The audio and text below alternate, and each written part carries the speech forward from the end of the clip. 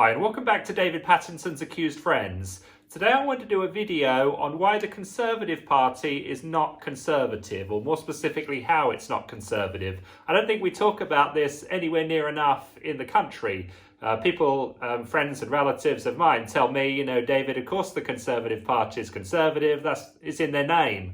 But the name is designed to deceive you. And first and foremost, we know they're not conservative because they have a total lack of masculine leadership at the heart of the Conservative Party. We're constantly feminizing our whole society. We're making women act like men, and we're making men act like women, which makes both sides less happy. And it's just terrible how the country has become so weak. You look at these Black Lives Matter protesters and the Conservative Party is constantly pandering to them.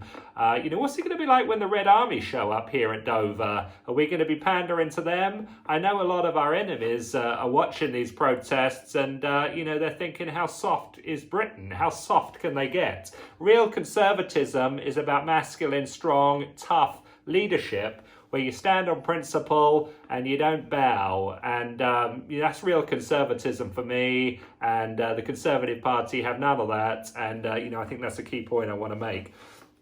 Another thing is that they totally dislike competition, and you understand that through, the party leadership is always the same. It's how long's Theresa May been there? How long's Ian Duncan Smith been there? How long's David Davis been there? How long's Boris Johnson been there? How long's Ken Clarke been there? It's the same people decade after decade. It's just a game of musical chairs. If anyone pops up from the general public and says, yeah, you know what, maybe it should be a turn for someone else to have a go at governing, Conservative parties say, no way, we don't want competition. And this fosters through into society. We have a politics of wealth transfer. So instead of having people who make the money, keep the money, decide how it should be spent, it's the people that make the money have to transfer the money to the people that don't make the money. And we end up with a society of constant wealth transfer, which disincentivizes merit, it disincentivizes achievement, it disincentivizes production.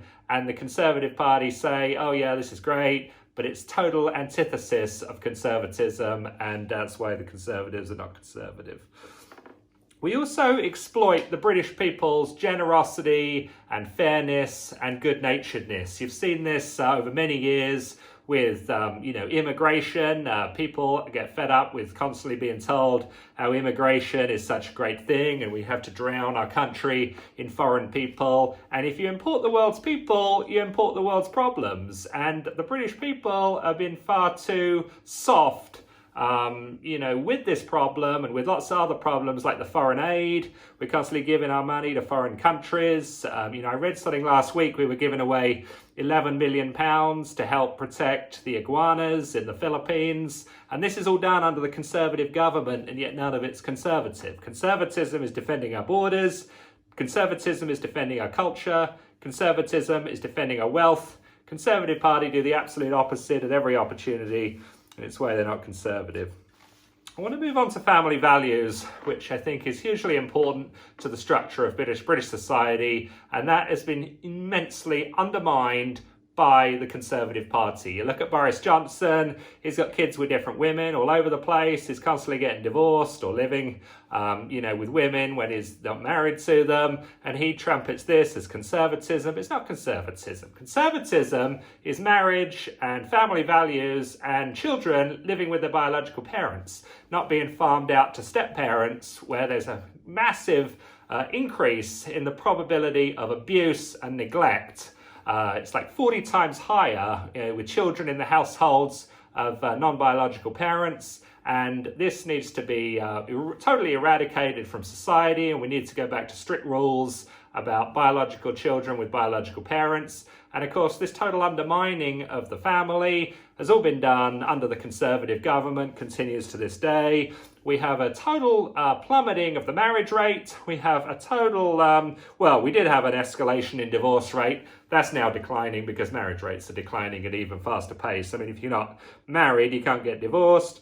We champion abortion, which is a weapon. We've made pregnancy able to be weaponized by women against men. Woman says to the father, hey, I'm pregnant, you need to marry me. And if the father says no, then we just abort the baby. Well, what about the right to life for the baby? What about the parental rights of the father? They're totally thrown, under the bus. We say to women, her body, her choice.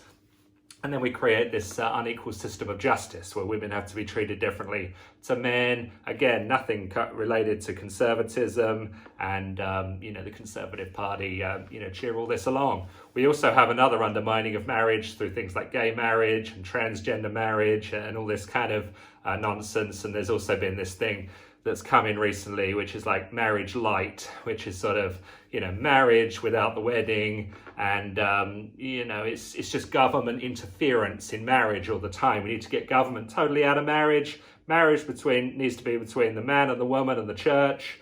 We need to totally re-emphasize this separation between church and state. And, conservatives, of course, don't want to do that because they're not conservative. Religion's constantly being undermined through things like consumerism, through things like, 24-hour television, 24-hour news, 24-hour sport. And we need to get people back into church so they can focus on religious worship, principled behavior, healthy lives, and, getting the government out of their lives. And of course, the conservatives don't want to do that, quite simply because they're not conservative. I want to talk about, law and order. And you'll have remembered, I think it was either last year or the year before, we had a Secretary of Defense who turned out had touched a woman on her leg at a dinner party back in 2001. So Theresa May immediately came out and said he needed to be fired, Fallon or whatever his name was. And I have it on good authority that the defense minister of Iran fell off the back of his chair laughing when he heard that. In the toughest countries of the world, when you have an individual that's protecting the whole country from military attack, they send them women. In our country, we have a Secretary of Defense who dares to try and flirt with a woman 20 years ago, and they have to lose their job. That's how pathetic our country has gotten on law and order, and it's not conservative. And, of course, this whole law and order breakdown is led by the Conservatives.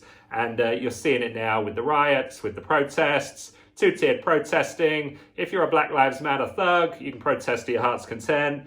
If you're a genteel, older, white individual like Piers Corbyn, you have to get arrested if you protest. And, law and order's breaking down, statues being destroyed all over the place. If you don't understand your history, how are you supposed to, live healthier lives in the future? And why can we not respect the historical landmarks that previous generations and our ancestors have set up? It's done because we don't respect our culture. Conservatism is about respecting our culture, and the Conservative Party is not conservative. So, of course, they're going to stand by and let police officers be attacked, statues destroyed, the culture destroyed, a two-tier justice system to emerge, and the endless continuation of grievance politics and the politics of wealth transfer. And, that is what the Conservative Party is all about. That's not what I'm all about. Another thing is big government. If you talk about true conservatism, it's all about limiting government, promoting the rights of the individual, and the Conservative Party do the exact opposite. I mean, we've just had an absolute mass expansion of government, since the Second World War, but certainly since the sort of 1990s. And, last 10 years, it just gets bigger and bigger. Taxation as a percentage of the total economy constantly increases. I think we have like a 40% top rate of tax. And, Rishi says it's not enough, we need more. And it's constant big government, more interference in everyday people's lives. It's not remotely conservative, and that's why the Conservative Party supports it. We now have a situation as a result of the lockdown, not the virus, but the lockdown, where we have runaway debt. It's going to lead to runaway inflation, and we have this bailout culture. And the problem is, if you look at Labour Party under Jeremy Corbyn, they believe in socialising the profits and socialising the losses. So at least they're consistent. But Conservative Party are the hypocritical party. They say we'll privatise the profits, but we'll socialise the losses. So if you're a big business, you're making lots of money in the good times, that's great for you. You get to keep that, right? But in the bad times, you don't have to be responsible for your bad decisions. You don't have to pay the consequences of your bad financial actions. British taxpayers are going to come in and bail you out. And that means young people, that means unborn people have to bear the cost of your bad decisions in a recession. And it means we can't have actual recessions. We just have to pile on more debt, dump it on the next generation. It's not remotely conservative, and that's why the Conservative Party love it. So I think it's a total disgrace what's going on with our financial situation. If you look at elitism, Conservative Party are a party, instead of being the party of small business, aspirational people, they're the party of the elites. Boris Johnson has far more in common with Tony Blair and with Ed Miliband than he does with you or me. Keir Starmer has much more in common with, Theresa May and David Cameron than he does with the Labour people. And, you and I have, Conservative people have much more in common with grassroots Labour people than we ever do with the Conservative leadership. And, it's an elitist party aimed at keeping the rich rich and the poor poor, whereas I'm all about merit, aspiration, achievement, real conservatism. And the Conservative Party don't want anything like that to happen, which is why they're not conservative. We have all this total nonsense, not only with income tax, but with all these stealth taxes. Things like global warming, which is just a mechanism to constantly prop up and promote big government, because we've got to have big government to solve the problems. So you get a manufactured problem, big government's the solution, we've all got to pay for it, rather than, how about we keep our money and spend it how we want to spend it, shrink the size of government. Any serious debate of global warming should include the fact that China, India, and the United States have at least half of the world's population. If it's so serious, they'll get together and solve it. Great Britain is 1% of the world's population, and we're constantly going on about how we have to give away our money to support and defend and protect against global warming. Ed Miliband was out there pulling that all-nighter at the climate change summit a few years back just to save us all.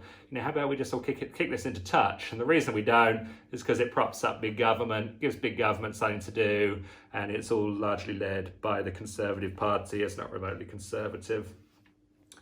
We have a country now through the media which is focused on fomenting division within our population. If we have all the British people that are constantly at war with each other, we need big government to come in and, referee all the discord. Whereas if we're a united people against the government, then that's a totally different situation. We can get back to real conservatism. We can focus on building our wealth and our health and our happiness. And the government is going to be a silent passenger, silent partner, rather than a domineering force. And, that's real conservatism for me. Conservative Party is not conservative, and that's why they want to foment division. They love all the corporate news media fomenting division among our people, and it creates more opportunity to advocate for rules and regulations to save the people from themselves, when it's really the Conservative Party that's causing all the problems. We've gotten well away from patriotism under the Conservative Party, and it's led to total hypocrisy in government. Conservatives were the party that were totally against Brexit. They said it was going to end the world. And then, of course, once we voted for Brexit, they said, right, we're the party to get this leave date met, which was, March 29th, 2019. And of course, the Conservatives didn't want to leave the European Union, so kept missing the deadline, and then all of a sudden run an election on we're the party of Brexit. It's total hypocrisy. Conservatism is honesty. Conservatism is telling it like it is. The Conservative Party can't afford to be honest because people will realise they're not conservatives. Instead, they just lie to the people.